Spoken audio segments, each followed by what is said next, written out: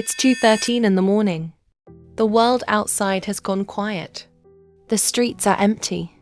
The lights in your neighborhood have slowly disappeared, one by one. But inside your room, your mind is louder than ever. You close your eyes, hoping sleep will finally come. Instead, your brain begins to replay that embarrassing moment from years ago. Then it reminds you about tomorrow. What if you say the wrong thing? What if you fail? What if people judge you? Within seconds, one thought becomes another, and another, until you're no longer lying in bed. You're trapped inside your own mind. The strange part is, you already know these thoughts aren't helping you. Yet somehow, you can't make them stop. Why? Why does your brain keep pulling you into endless circles of worry? Even when you're desperate for peace, the answer begins much earlier than you think. To understand why you can't stop overthinking, we have to go back thousands of years, long before smartphones, long before schools, long before cities even existed. Imagine living in a world where every sound could mean danger. A branch snapping in the darkness, footsteps outside your shelter, a shadow moving between the trees. Ignoring those signs could cost you your life. So the human brain adapted. It became incredibly good at asking one question. What if? What if something is hiding out there? What if I'm not safe? What if danger is closer than I think? The people who imagined danger before it happened were often the ones who survived. Generation after generation, that survival instinct was passed on. And today, you carry the same brain, but the world around you has changed. The predator outside the cave has become an unanswered text message, a delayed email, an upcoming interview, a conversation you wish had gone differently. Your brain reacts the only way it knows how. It starts preparing for every possible outcome, even the ones that will never happen. That's why one unread message can suddenly become, "They're ignoring me. They're upset with me. I must have done something wrong. Nothing has actually happened." But your brain has already written an entire story. Here's what makes overthinking so dangerous. It doesn't feel dangerous. It feels responsible.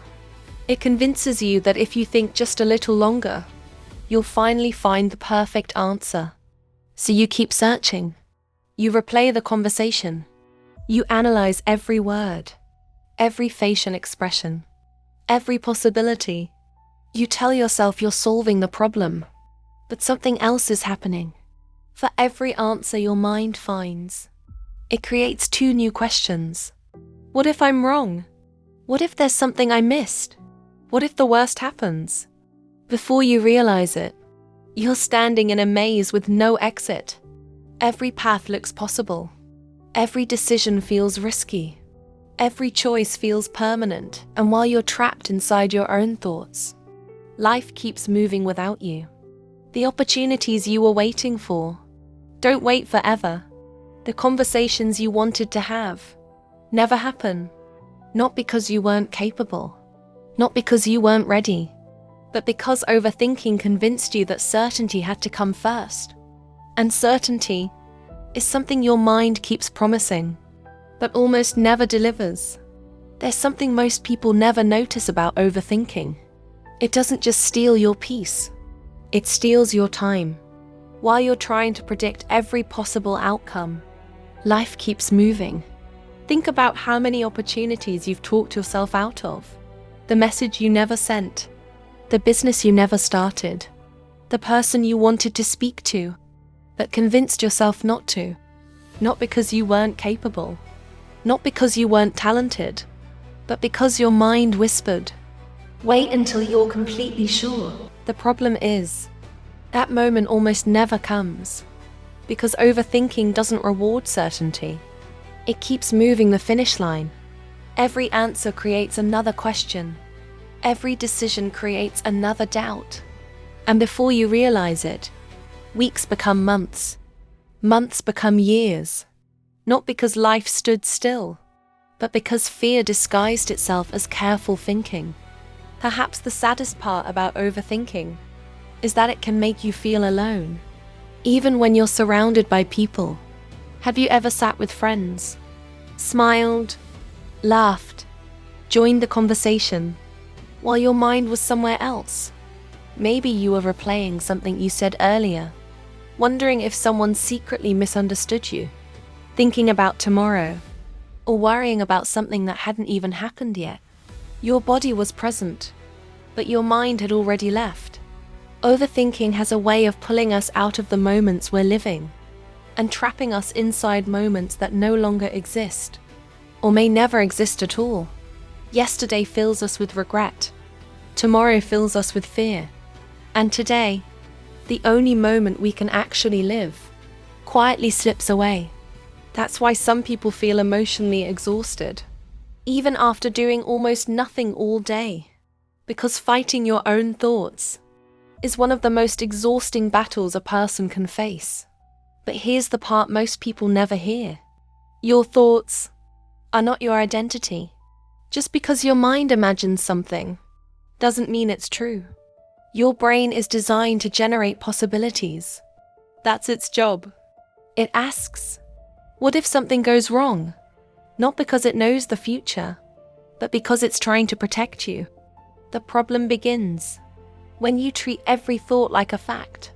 Imagine believing every stranger who walked up to you on the street. You wouldn't. So why believe every single thought that enters your mind? Some thoughts deserve your attention. Others deserve to pass by like clouds in the sky. The goal isn't to stop thinking completely. No human can do that. The goal is learning which thoughts deserve your energy and which ones deserve your silence. Because peace doesn't come from controlling every thought. It comes from realizing that you don't have to follow every single one. Imagine waking up tomorrow, and for the first time in a long time, your thoughts don't control your day.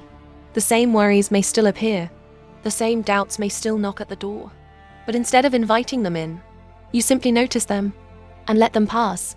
Because here's the truth, not every thought deserves a response. Some thoughts are just noise. Some are old fears wearing new clothes. Some are stories your brain has repeated so many times that they started to sound like facts. But they aren't facts. They're possibilities. And possibilities are not promises. The moment you stop believing every thought your mind produces, you create space. Space to breathe. Space to act. Space to live. Maybe you've been asking the wrong question all along. Instead of asking, how do I stop overthinking? Maybe the better question is, why am I trying so hard to control things I cannot control? Because overthinking isn't really about thinking. It's about certainty. It's about trying to predict a future that no one can predict. It's about believing that if you think long enough, you can prevent pain, avoid failure, or guarantee happiness. But life has never worked that way. The people who grow aren't the ones who always have the perfect plan. They're the ones who learn to move, even when they don't have every answer. Because confidence isn't built by waiting. It's built by doing. One step, then another, even while uncertainty walks beside you. So the next time your mind starts racing, pause, take one deep breath, and ask yourself one simple question. Is this happening right now? Or is my mind creating a story? That single question might be the beginning of a quieter mind. Because the goal isn't to stop thinking. The goal is to stop letting your thoughts decide how you live. If this video made you see overthinking in a different way, tell me in the comments, what's one thought you wish you could finally let go of? And if you enjoy videos about psychology, human behavior, and the hidden patterns of the mind, subscribe. Because sometimes, understanding your mind is the first step toward freeing it.